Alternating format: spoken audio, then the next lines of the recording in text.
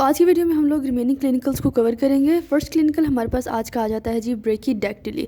इसमें क्या होता है, इस बात का मतलब क्या है? इसका मतलब है शॉर्टनेस ऑफ द डिजिट्स, यानी कि आपके हाथ की फिंगर्स या आपके पाँव के टोज जो हैं वो सही से ग्रो नहीं कर पा रही, उनकी लेंथ छोटी रह जाती है। लेंथ क्यों छोटी रह जाती है? अगर उनकी फेलेंजेस की लेंथ जो है उनमें रिडक्शन आ जाए, उसमें कमी आ जाए, तो इस बिना पे आपके जो फिंगर्स या टोज जो हैं उनकी भी लेंथ कम रह जाती है। और देखा गया है जिन बच्चों में ये ब्रेकिडेक्टिली की कंडीशन देखी गई है और उन बच्चों में शॉर्टनेस ऑफ स्टेचर भी देखा गया, यानी कि जो उनकी ओवरऑल हाइट होती है वो भी शॉर्ट रह जाती है। Next condition we have is polydactyly. Poly means many, और इसका मतलब क्या है कि इसमें आपके पास सुपर न्यूमरी डिजिट्स आ जाते हैं, यानी कि जो आपके नॉर्मल 5 डिजिट्स जो होने चाहिए उससे एक्स्ट्रा नंबर जो है ना एक्सीड कर जाता है। अगर तो आपके हाथ में आप कह लो कि एक्स्ट्रा डिजिट आएगा तो वो जो है या तो लेटरल साइड पे आएगा या फिर मीडियल साइड पे आएगा, वो सेंट्रल नहीं होगा। ठीक है, सेंटर में नहीं होता, ये ज़्यादा केसेस में ऐसा होता है। और अगर आपके पाँव में या फुट में एक एक्स्ट्रा टो आ जाता है तो आपको यूजुअली वो नज़र आता है जी लेटरल साइड पे। ठीक है, और जो आपके पास एक्स्ट्रा डिजिट बनता है वो कभी भी कंप्लीट लेंथ उसकी नहीं होती, जितनी आपकी नॉर्मल डिजिट्स की होती है वो इनकम्प्लीट होता है, और उसके अंदर जो मस्कुलर डेवलपमेंट होती है वो भी कम होती है, नॉर्मल फिंगर्स के मुकाबले में कम होती है। ठीक है जी। एक और कंडीशन आ जाती है हमारे पास जिसको हम लोग नाम देते हैं सिंडेक्टिली का, जिसका मतलब होता है वेबिंग ऑफ फुट या वेबिंग ऑफ हैंड। ठीक है, अब आपको याद होगा, आपने देखा होगा कि एक बतख का एक जो पंजा होता है, आपको पता होगा कि उसके फिंगर्स के दरमियान में स्टिल एक टिशू या आप कह लो कि वेबिंग सी हुई होती है। ठीक है, मतलब कि वो जो फिंगर्स होती हैं वो आपस में कनेक्टेड होती हैं। ठीक है, जब हमारे लिम्स की डेवलपमेंट हो रही होती है, हमारे फिंगर्स की डेवलपमेंट हो रही होती है, सेम हमारा हाथ या हमारा जो पाँव होता है वो उसकी भी यही अपीयरेंस होती है। ठीक है, बाद में क्या होता है कि अपोप्टोसिस होती है, फिर हमें पता है डिजिटल रेज डेवलप होती हैं, एंड देन हमारी फिंगर्स जो हैं सेपरेट होती हैं। अगर तो ये अपोप्टोसिस जिसने हमारे फिंगर्स को सेपरेट करना था, ठीक है, अगर ये अपोप्टोसिस किसी भी बिना पे किसी भी वजह की वजह से नहीं होता तो उस कंडीशन में क्या होगा कि आपके हाथ के दरमियान, आपके फिंगर्स के दरमियान जो है ना वो वेबिंग रह जाएगी। अब यहाँ पे केलम में एक और वर्ड यूज़ किया गया है ओसियस सिंडेक्टिली का, कि आपके बोन्स जो हैं वो फ्यूज़ कर जाते हैं। किस कंडीशन में? अगर तो digital rays they fail to develop, अगर डिजिटल रेज नहीं बनते, आपके फिंगर्स को सेपरेट आउट नहीं करते, तो आपके बोन्स की फ्यूजन हो जाती है। और जो आपके अगर हाथ के फिंगर्स की बात की जाए तो ये ज़्यादा 3rd and 4th फिंगर्स के दरमियान होती है, और अगर आपके पाँव की बात की जाए तो 2nd and 3rd टोज़ के दरमियान ये आपकी ओसियस इंडेक्टिली होती है। दैट सिंपल मीन्स कि आपके जो फिंगर्स हैं वो सेपरेट आउट नहीं है, वो आपस में जुड़ी हुई हैं। ठीक है जी। फिर एक और कंडीशन हमारे पास आती है जिसको आप स्प्लिट हैंड और फुट मेलफॉर्मेशन कहते हो। इसको आप बाइफरकेट, फोर्क्ड, या फिर आप इसको क्लेफ्ट हैंड या फुट की मेलफॉर्मेशन भी कह सकते हो। होता है इसमें क्या है कि आपके पास जो सेंट्रल डिजिट्स हैं वो एब्सेंट होते हैं। ठीक है, आपके पास सिर्फ आप कह लो 2 डिजिट्स होती हैं जो कि अंदर की तरफ कर्व हुई होती हैं। और ये बेसिकली होता क्यों है? ये होता इसलिए क्योंकि आपके पास डिजिटल रेज का जो नॉर्मल नंबर था उस हिसाब से डिजिटल रेज बन नहीं पा रही। ठीक है, जिसकी वजह से आपका हैंड जो है टोटली 2 पार्ट्स में, या आप कह लो कि 2 मेन फिंगर्स में डिवाइड हो गया। सेंट्रल जो आपके डिजिट्स हैं वो सारे के सारे एब्सेंट हैं। ठीक है जी। इसके अलावा और भी हमारे पास मल्टीपल लिम्ब एनॉमलीज आती हैं, जिसमें आपके पास एमेलिया आ जाता है, जिसमें आपके पास एक लिम्ब या एक से ज़्यादा लिम्ब जो हैं कम्प्लीटली टोटली एब्सेंट होती हैं। या फिर मीरोमिलिया की कंडीशन आ जाती है जिसमें आपके पास लिम्ब का कोई पार्ट एब्सेंट होता है, और मीरोमिलिया को आप फर्दर डिवाइड करते हो हेमीमिलिया में एंड फोकोमिलिया में।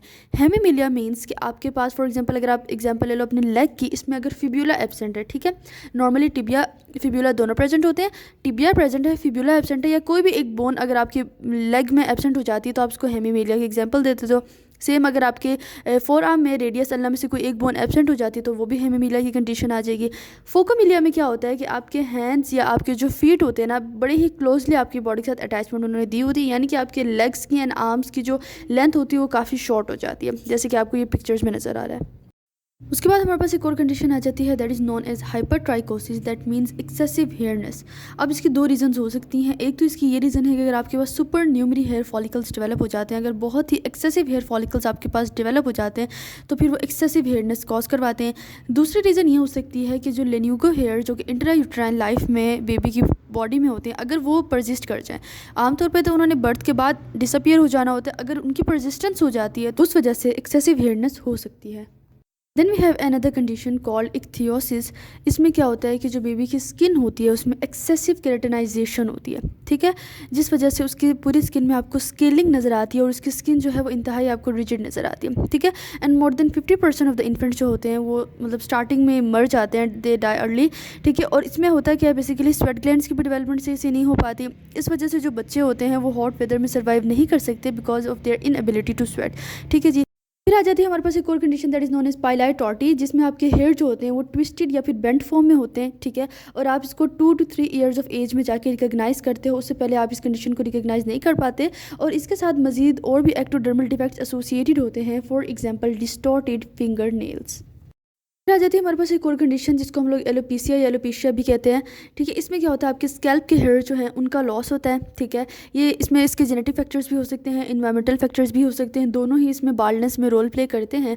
ये जो कॉन्जेंटल एलोपेशिया होता है ना, बेसिकली या तो हेयर फॉलिकल्स आपके सही से डेवलप नहीं हो पा रहे, इस वजह से आपके हेयर का लॉस हो रहा है, या फिर अगर फॉलिकल्स डेवलप्ड हैं लेकिन वो पुअर क्वालिटी हेयर्स बना रहे हैं, ठीक है, उस वजह से भी आपको ये बाल्डनेस हो सकती है।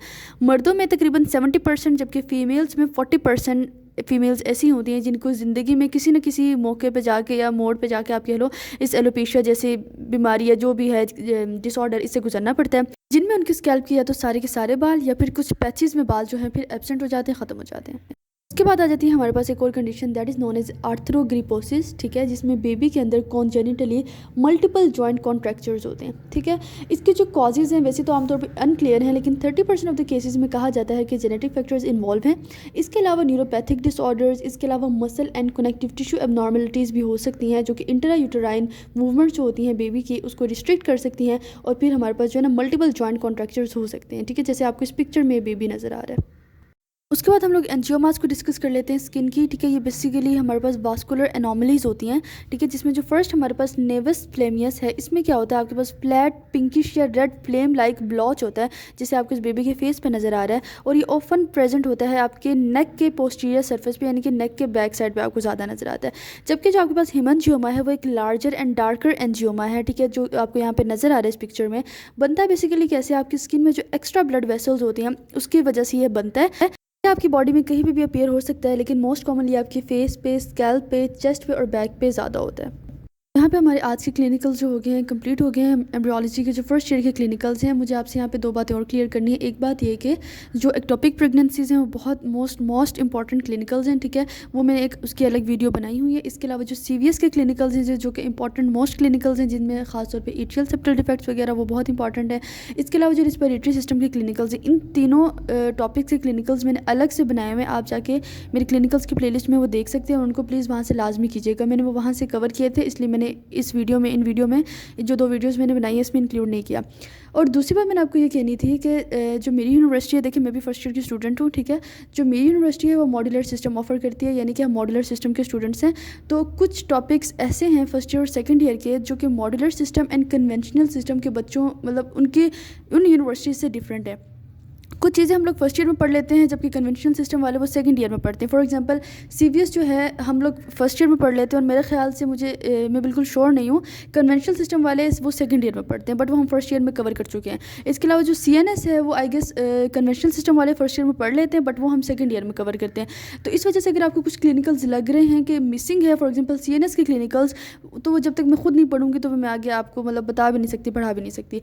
तो CNS के क्लिनिकल्स जो हैं वो मैंने इसमें शामिल नहीं किए, क्योंकि वो हमने खुद भी नहीं पढ़ा हुआ। तो अगर आपको कुछ लगता है कि क्लिनिकल्स मैंने एक्स्ट्रा पढ़ा दिए हैं, तो मे बी वो आप सेकंड ईयर में पढ़ें, तो ये थोड़ी बहुत फ्लक्चुएशन आप खुद से प्लीज़ एडजस्ट कर लीजिएगा। लेकिन 90% ऑफ द क्लिनिकल्स मेरे ख्याल से सेम ही होंगे दोनों, मतलब मॉड्यूलर एंड कन्वेंशनल सिस्टम दोनों के। मेरे ख्याल से CVS और CNS के शायद मसला हो कि CVS हम लोग फर्स्ट ईयर में पढ़ लेते हैं, जबकि CNS हमने सेकंड ईयर में पढ़ना होता है। तो इस हिसाब से कि थोड़े बहुत क्लिनिकल्स आपको एक्स्ट्रा लगें या फिर आपको मिसिंग लगें, तो वो आप अपने सिलेबस के अकॉर्डिंग मैनेज कर लीजिएगा। वरना हम लोगों ने जो इंपॉर्टेंट मोस्ट क्लिनिकल्स थे फर्स्ट ईयर के वो हम लोगों ने कवर कर लिए हैं। तो उम्मीद है आप सबको समझ आ गई होगी। Thank you so much for watching.